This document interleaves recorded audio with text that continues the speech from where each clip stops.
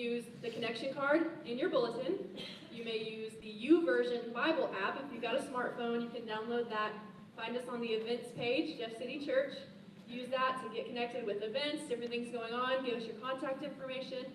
Secondly, we do want to let you know, one of the things we do here, we have some prayer cards. You'll see those in front of you as well. You can take a few moments, spend some time in prayer, write a little note to a friend or family member just for encouragement, send that out to them. If you don't think we have their address, jot that down. We can send it for you. Finally, one of the things that we do here is that we take communion. We'll come to the table for the Lord's Supper. We do that each week. If you are a believer, whether or not you're a member, we want to welcome you to do that with us this morning. Finally, as we enter into our service, I want to direct your attention to the screen. Just in case Plan A doesn't work out, here are some ideas. My name is Bobby, and I want to be a famous breakdancer, and if that doesn't go well, I'll be a famous basketball player, and if that doesn't go well, I might be a famous player, and if that doesn't go well, I'll be a famous football player. My name is Annette, and I'm going to be a scientist when I grow up, or if that doesn't work out, then I'm going to be an artist. Hello, my name is Josie. I'm going to be an artist when I grow up. If that doesn't work out, then I'm going to be an actor. If that doesn't work out, I'm going to be a singer. And if that doesn't work out well, then I'm going to be a scientist. Let's hear it for the Luke Emmer kids, giving us a few suggestions. Plan B, I was so excited when Luke handed that off to me. I was like, oh, I've got a good idea for that. No, that's good. I love, I think one of my favorite parts, Bobby, who's sitting right here, that was him 5 years ago, was the fact that no matter what he wanted to do, he wanted to be famous, right? No matter what it is, I don't care what it is. So don't resort to crime because they are famous too, okay? So just keep it on the up and up, and that's okay. We are our second week in to this series that we started last week called it's called Plan B. And what was so interesting was just hearing your all's words to me as you left last week. Some of you said, you know, I'm on Plan R. So many of you were on Plan Z. Some of you have even said, given up the idea of plans altogether, which we may find out to be the best case scenario to do that. But it's a theme, it's an idea that resonates with us in our lives because if you've lived any time at all, you know that plan A's often just don't seem to work out. And what we believe is, we believe this. We believe that if there is a creator God, if God made this life, then he has wisdom for us. No matter what we face. And since this whole idea of Plan A's falling apart is so common, we believe that God's Word, these stories, they hold for us wisdom for these times. So let me just kind of catch you up. If you did miss last week, let me just catch you up with the basic theme or the basic idea that we're working with. And it's this idea that what we all know to be true, it is inevitable that breakdancing will not necessarily work out in life, right? That life will deviate from your plans, but it's not inevitable. This is the big part that why we have to do this series. It's not inevitable that you're going to make the adjustments necessary for dealing with it when your plans fall apart. So the three things that we talked about last week with these three scenes, the idea of what we want to do before Plan A falls apart is this. We want to cultivate humility. We want to commit to character, and we want to choose our crowd, right? We want to cultivate humility, commit to character, and choose our crowd. I hadn't thought of that great alliteration last week. You probably would have remembered last week's sermon a lot better if I had thought of that, but that's basically what I talked about. So when I preach that sermon again in a couple of years, it's going to be even better, because I'm going to think of new ideas to help you remember it. But that's what we talked about. That's what we were going with last week. Last week was basically this idea of preparing. Let's prepare our lives. Let's put the kind of things in our lives to prepare us for when Plan A inevitably falls apart. What we're going to do this week is we are going to learn, we're going to see, we're going to observe the one thing we have to keep in mind when it actually does fall apart. Last week was preparing for it to fall apart.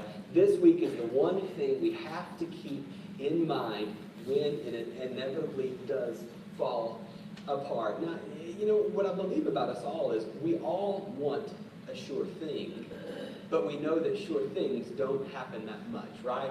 The great lecturer and writer Dale Carnegie said, the sure thing boat never gets that far offshore. And we all believe that to be true, right? Not just in the big things in life, even in the little things in life. When you go through the fast food restaurant, you go through the drive-thru, and you get your bag, what's the first thing you do? You check it to make sure that everything you ordered is actually in there, because even little things like that, there's no sure thing. There's a whole business built upon the idea of no sure thing, right? We all get insurance, right? Because we know it to be true that there is no sure thing. I just bought insurance on a vacation because there's no sure thing in life.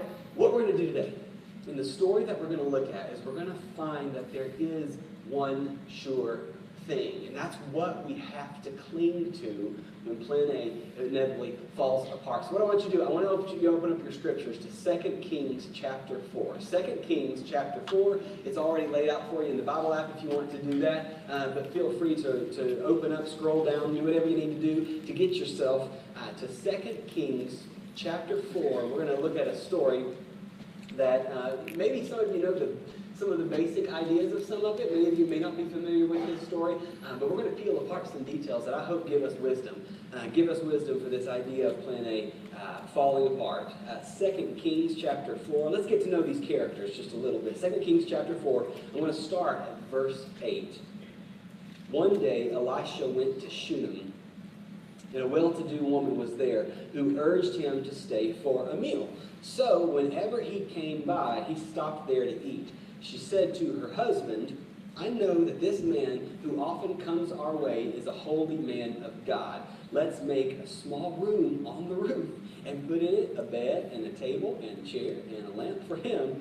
Then he can stay there whenever he comes to us. Okay, let's just stop here. Okay, we've got the Shunammite woman and we've got Elisha. Let's get to know their personalities just a little bit. The Shunammite woman, she gets this idea, right? She's clearly this very devout woman, and the way she wants to, show her faith is she wants to take care of somebody. Okay, she wants to take care of somebody. She says, you know what we're going to do? We're going to build a room, and then she goes about designing it, right? We'll put in a bed and a desk and a chair and a lamp, and she just wants to take care of this guy, because there are those people who are just nurturers. God has just made them into be nurturing type peoples, and that is what this woman is. She is a nurturer. She wants to take care of him. She's got this place for a room, so she wants to build it, and then she wants to design it, and she wants to take care of it, okay? That is the Shunammite woman. That is how God has designed her to be. Now, Elisha. Who is this guy? Some of us may not be incredibly familiar with Elisha. Elisha was a prophet. He was known as what she calls him, the man of God. He lived during a time that was kind of a dark time for some of the Hebrew people. And so he was there to represent God's ideas, God's character to the people so that they knew who to look to when they needed either a word from God, or they needed to understand God. They looked to this man. But let me tell you why he's my favorite guy. He is my favorite guy because of things like this that Elisha would do. You don't have to flip to this. I'm just going to read this one to you for a little bit. It's back in chapter 2. If you want to flip to it, you are welcome to. But it's back in chapter 2. Elisha would do stuff like this, which is why he's one of my favorites. From there, Elisha went up to Bethel. As he was walking along the road, some youths came out of the town, and they jeered at him. Go on up, you bald head, they said. Go on up, you bald head. He turned around, looked at the youths, and called down a curse on them in the name of the Lord. Then 2 bears came out of the woods and mauled 42 of the youths. And he went on from there to Mount Carmel. Isn't Elisha awesome, right? I had somebody come up to me last week and said, I want more stories about how bald guys are geniuses. There you go. Elisha, genius bald guy. Elisha, what was crazy about the stories about him is that God had just given him this gift. God was so with him that he could not just do miracles, but he could do them in these amazingly creative ways. It was just like fun for him. For some people, they'd be excited just to do one miracle, right? But he could do miracles in these amazingly creative ways because it just seemed easy for him. But we're going to learn a little something through how God uses him in this particular story, because it's very different than any of the other miracles that Elisha would do. And we'll learn something that God wants to communicate to us about God's nature. So those are our 2 characters in the story. I want to keep reading. So let's go on back to 2 Kings chapter 4, Go on back to 2 Kings chapter 4. Now that you know these two people, start at verse 11. One day, when Elisha came, he went up to his room and he laid down there. He said to his servant Gehazi, "Call the Shunammite." So he called her, and she stood there before him. And Elisha said to his servant, "Tell her, you have gone to all this trouble for us. Now, what can be done for you? Can we speak on your behalf to the king or to the commander of the army?" Which I think is kind of a funny offer to him. You know, do you want us to make a policy about you, or do you have anybody you want us to attack? We can do that for you. Feel free to make a request. So she replies, and you got to catch this because this is important. She says, "I have a home among my people. I have a home among my own people," which is basically her way of saying, "I'm all good. I am all good. You don't need to take care of me. I'm fine with where God has put me in this life." And then Elisha asks his servant, he says, "What can be done for her?" Elisha says. And Gehazi says, "Well, she's got no son, and her husband is old," which is, we can look at that as kind of like a chauvinist thing, like she's got, her husband's going to be dead, she's not going to be married, and she has no kids, she couldn't possibly be happy. But it's not really a chauvinist thing. What they were actually doing is they were expressing a concern for her, because in that day, okay, we've got to remember the context. In that day, if you didn't have a husband, and if you were a woman who did not have a husband and you didn't have a son, then you were destitute. You didn't have any way of getting wealth. You didn't have any way of really even taking care of some of your basic needs. And so they were really looking out for her with those comments. So Elisha says to the lady, this is verse 15, "Call her." So he called her, and she stood in the doorway, and Elisha says, "About this time next year, you will hold a son in your arms." And then catch how she responds, okay? She says, "No, my Lord." She objects. "Please, man of God, don't mislead your servant." It's obvious in the way that she reacts to this offer that he touched a nerve, right? He obviously touched a nerve. I want you to remember, think about this woman and who she was. Think about how God created her. He created her to be a nurturer. And for whatever reason in her life, she did not, at this point, have kids. And you could tell that it was a wound. You could tell that it was hard for her, because when Elisha makes this offer, she says, "No, do not get my hopes up." And I think what we learn from her response is something that we all know to be true. We see this in our lives all the time, and it's this. It's this idea that our greatest hopes often create the deepest wounds. Our greatest hopes often creates the deepest wounds. You've seen that, right? You've seen that maybe even in your own life. The thing that you wanted the most, when it seemed like it wasn't going to happen, it became a bit of a sore spot in your life. But this is what I want you to catch, because this woman is amazing. And we're going to learn something and see something in her that is so amazing. And I think you've probably seen this in your life. Have you ever noticed that deep people are often shaped by deep wounds? Have you ever noticed that deep people are often shaped by deep wounds? This woman, and she's going to prove it to us through the course of the story, she is a very deep, godly woman. And part of it goes back to how she looked at her wound. When she looked at her wound, what did she do? She saw that empty place in her house, and you know what she did? She invited God in. She invited God into that place in her life. And I think it begs the question for all of us, how will you define your wound? Because dealing with plan A falling apart, dealing with what you're going to do in that moment starts with how we think about that wound, how we deal with that wound. Because this is what happens. This is what happens in life. The wound becomes a scar. And that scar becomes a story. Right? You can point to scars and say, "Oh, let me tell you the story that goes along with that." And how you define that wound will be the beginning of how you tell that story to the other people in your life. And we all have different ways of defining our wounds. You see, I have this little scar on my forehead. And let me tell you a little bit about the story that's behind that. I was in the 4th grade at the time, and the teacher had stepped out of the room, and me and somebody said, okay, this is a great time for some paper wad basketball, because the teacher is out of the room. So somebody wadded up a piece of paper and started like shooting it at the goal. Well, it developed into, let's see if we can get in the goal, to let's play a little 2-on-2 and have some defense in this thing. And so the teacher's out of the room, there's 4 of us, and we're playing a little paper wad basketball, and we're trying to get it into the trash can, and this guy shoots, and me, being the guy who got his competitive streak from his dad, I could not allow him to score, and so I dive across the room, and I swat his shot, but here's the thing. We used to have these chalkboards, right? And there was a little tray that kept the chalk, and the end was this corner that stuck out about 3 inches from the wall. I made the block, but my forehead went right into the corner of that tray for the chalk. So the blood starts coming down. I go to the school nurse. She's looking at it. She gets a like a cloth or a towel for me to hold on my head. She's like, that's kind of deep. Think you're going to need stitches. So she calls my dad, and my dad shows up, and he takes off the cloth, and he says, give me a Band-Aid. So Dad gets a Band-Aid, and he slaps that on there, sends me back to class. An hour later, I've got blood coming down. I go back and forth to the nurse throughout the day just to get new Band-Aids, because if I call my dad again, he's going to kill me, okay? So here's the thing. For a while, I told that story as if it was about my crazy dad. And then I realized, you know what? That's not what that story is. That's about my dad letting me suffer the consequences of my stupid choice. It wasn't about my crazy dad.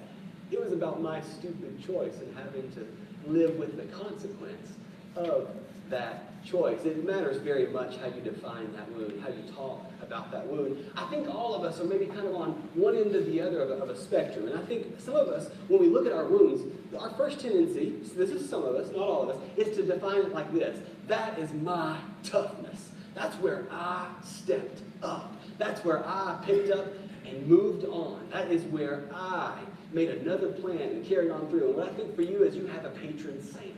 You have a patron saint. Let me show you a picture of a guy right here. This is your patron saint, John McClane from the Die Hard films. Anybody seen the Die Hard films? Yeah. So let me tell you a little bit about him in case you don't know him. John McClane could not get things together in his personal life. The marriage thing didn't work out for him. The relationship with kids was always really, really tough. It was just a difficult time. But when you needed the tough guy, you call John McClane, okay? He always found himself in these positions where he had to be the savior. He had to figure things out. So it didn't matter if it was a bunch of guys holding people hostage. It didn't matter if it was a rogue state. It didn't matter if it was a helicopter that needed to be taken down. John McClane was going to be tough.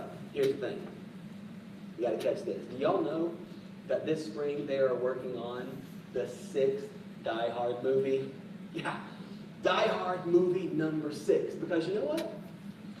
John McClane is very tough. But he's a terrible planner. He keeps finding himself in this difficult position where he has to be tough. He can't see it coming. Because he starts with his toughness. And it's good to be tough. God can make us tough. God can make us wise. And it seems like McClane never gets there. It seems like when the first thing we do is we talk about our plan A falling apart as a place for us to just get tough, we're bound to get into a cycle of having to be tough over and over again. We're bound to get into a cycle where we see those difficulties over and over again. And it's because we start at the wrong place. It's not about us and our toughness. There's this other end of the spectrum. There's this other end of the spectrum where some of us define our wounds as, that's the place when I didn't measure up or do enough. That is just the place where I couldn't get it together. And you too have a patron saint. This person's kind of on the other end of the spectrum. Here is your patron saint, Mr. Eeyore from Winnie the Pooh, right? Because he was always down. And one of the Eeyore's big statements was this. He had a tail that had to be pinned onto him because he's like a pin and tail in the donkey toy, right? And his statement was this: not much of a tail for not much of a donkey, right? See, he didn't define his wound. He let his wound define him. He let his wound define him. It was just where he didn't measure up. It just is where he couldn't be enough.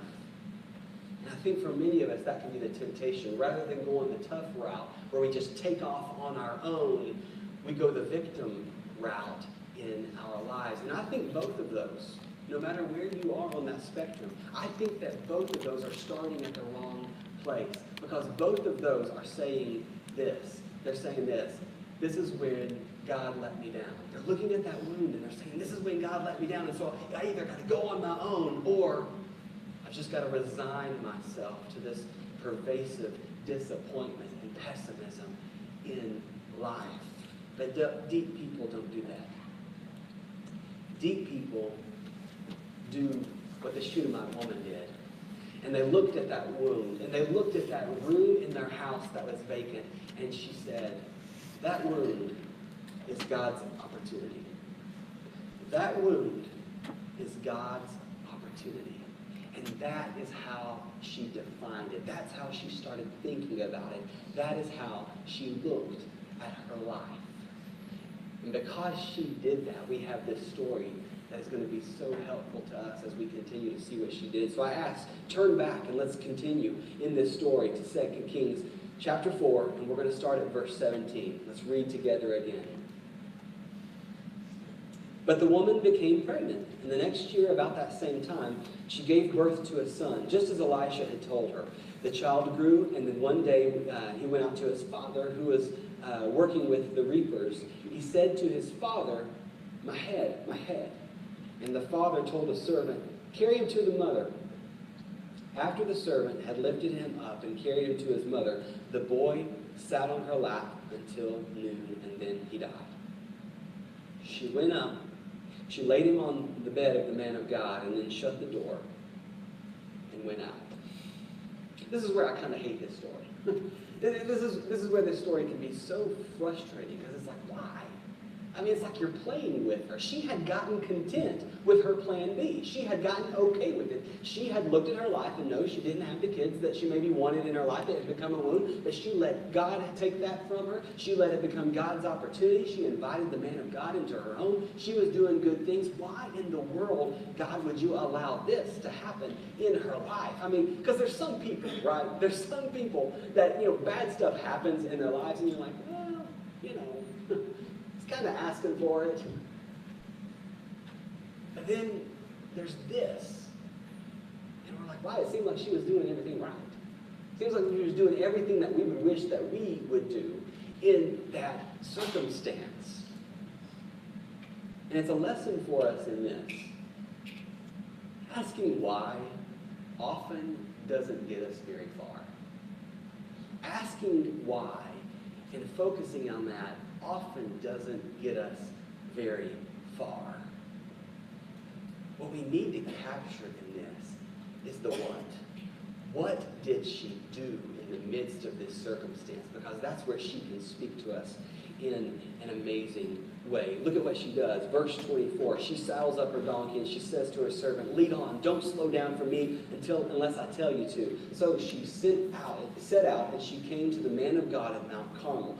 When he saw her in the distance, the man of God said to his servant Gehazi, look, there's the Shunammite. Run to meet her and ask her, are you all right? Is your husband all right? Is your child all right? I want you to file away in your head what Elisha does here, because we're going to come back to it. So just kind of file away Elisha's interaction with this woman, okay? Are you okay? She says everything is all right. She doesn't even go to this guy. She hasn't gone to a doctor. She hasn't gone to her husband. She didn't even stop for Elisha's servant. She's making a beeline straight for him. When she reached the man of God at the mountain, she took hold of his feet. Gehazi came over to push her away. Pay attention to that. But the man of God said, leave her alone. She's in bitter distress. But the Lord has hidden it from me. He's not told me why. And then she says to him, did I ask you for a son, my Lord? Didn't I tell you, don't raise my hopes? And Elisha said to Gehazi, tuck your cloak into your belt and take my staff in your hand and run. Don't greet anybody you meet. And if anyone greets you, do not answer. Lay my staff on the boy's face. But the child's mother said, catch this, As surely as the Lord lives, and as you live, I will not leave you. So he got up and followed her. Elisha was still sitting there. And she didn't run back to be with her son. She didn't run back to be with her husband. She clung to the man of God. She clung to this visual representation of God in her life. Man, this woman is amazing. I mean, she's already showed us in her life how she's going to be faithful, even if she has a wound in her life. But look, in the midst of this moment, she clings to God. And so I ask you, let's think about this. What do you cling to when things go south? What is your gut reaction? What do you cling to when things go south? Do you cling to your toughness? Are you John McClane? Do you say, I'm just going to pick things up and I'm just going to make some new plans and I'm going to forge on? Do you cling to your disappointment? Do you cling to your escape, whatever that escape may be? What do you cling to when things go south? The Shunammite woman teaches us an amazing lesson, but something interesting happens right here in the story. The main character shifts from her to Elisha. And remember the things I've already asked you to notice. Notice that he's not the one who goes out. He sends his servant.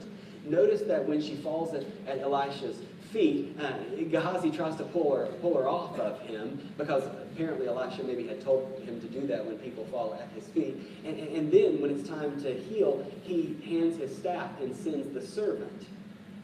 Let's see how this works out, because there's another incredibly important thing that you have to notice about this story. Gehazi went on ahead, and he laid his staff on the boy's face, but there was no sound or response.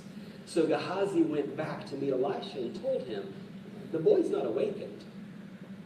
When Elisha reached the house, there was the boy lying on the couch. And he went in and shut the door, and the two of them prayed to the Lord.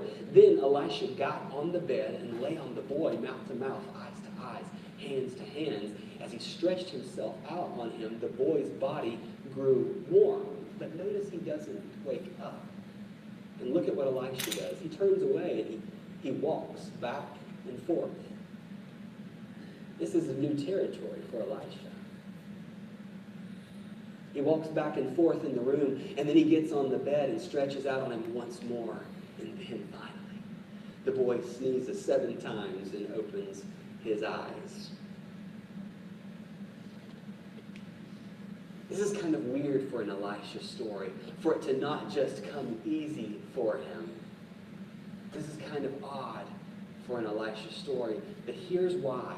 Here's why we have this story. Because through Elisha, God wanted to communicate something very important about God's nature to the Shunammite woman and to you and to me. God wanted to communicate something very important. This time, he says, Elisha, I want you to show the people how near I am, how close I am to them in their darkest moments. And so Elisha couldn't just send the servant. He couldn't just send the staff. He couldn't just simply sit there by the bed and pray. He couldn't simply get on him and hope that immediately happened and then get up and hope. Walk back and forth and pace the floor. He has to show us that God, in the midst of our broken circumstance, in the midst of Plan A falling apart, is right at our side. He's not in the distance. You know, I told you that word why. That word why can get us in trouble, and we can debate about it all we want. We can say, well, it's because we live in a fallen world, or it's because there are cruel people in the world, or maybe it's just because we do stupid things and we have to deal with the consequences. We can talk all day about why. We can debate why. But I want you to notice this. I want you to hear this. Don't focus on what's debatable and miss what is undeniable. Don't focus on what's debatable and miss what is undeniable. What is undeniable is that God is with you. Reach out for him. My question for you if you recognize this, then how? How would you act in this situation or whatever situation you're facing if you knew the one sure thing was that God is with you? Would it give you the strength to move on? Would it give you the strength to forgive? Would it give you the strength to see new possibilities? How would you act in this situation if you knew that God is with you? Because like I said, the sure thing is not your plans. We know that, right? The sure thing is that God is with you, no matter where your plans take you, no matter if your plans fall apart. That's the one thing that we have to remember when plan A actually falls apart, that God is with you. The Shunammite woman shows us something. She shows us something because we might want to argue, you might want to say, well, you know what? She kind of got her plan A back, right? She got her son. But I need you to remember, she was faithful before she ever met a miracle. She had grown content in her plan B because she let God define her wound. She had defined that wound as God's opportunity. And she illustrates for us what I think is a common refrain in the scriptures, and it's this. The more we define our wounds as God's opportunity, the more when things go south that we cling to God, the more stories we have to tell. The deeper, the wiser the stories are that we have to tell. And so when we look back at those scars, the story we share about those things are stories that can enrich others. The stories that we share can give honor to God who was with us the whole time. So may you, in the midst of your plan A falling apart, may you cling to God. May you let him define whatever hardship it is that you face. And may he give you a story that blesses you and everyone else around. Let me pray for you. Heavenly Father, I thank you. I thank you for the gift of this story. I thank you for the length that you went to through Elisha to communicate to us your nearness, your love, your ability to find us at our deepest hurt. Heavenly Father, I pray for this congregation. I pray that you bless them with an awareness of your presence. And I pray that they learn, that I learn, that we learn to cling to you. For you are the one sure thing. It's in Jesus' name that I lift this prayer. Amen. As we go into this time of invitation, we sing this wonderful song about Jesus, about his being the Word in heaven and coming down to earth. We remember that one of the names Jesus was given is Emmanuel, which means God with us. What I want to encourage in you is if you need to know in the midst of something right now, come down and we will pray. We will pray that you know that presence. If you have never known how near God is to you and that he wants to forgive you and to call you his child, then come down and we will pray that you know that and that you claim that forgiveness and that grace, because he has in store for you plans far better than anything you could create on your own. Let's stand together and sing and remember the God who is with us through Jesus Christ. Let's stand.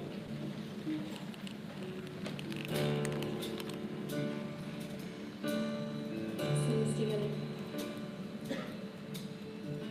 You were the Word at the beginning, one with God the Lord Most High.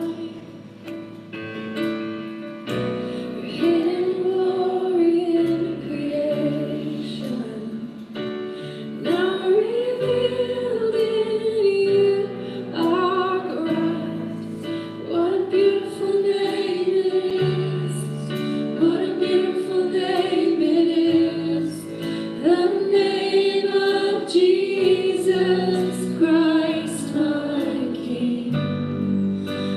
beautiful name it is. Nothing compares to this. What a beautiful name it is. The name of Jesus.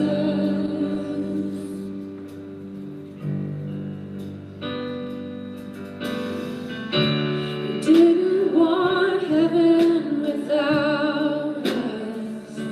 So Jesus, you brought heaven down. My sin was great, your love was greater. What could separate us now? What a wonderful name it is. What a wonderful name it is. The name of Jesus Christ, my King. What a wonderful name it is. Nothing compares to this. What a wonderful name it is. The name of Jesus. What a wonderful name it is. The name of Jesus.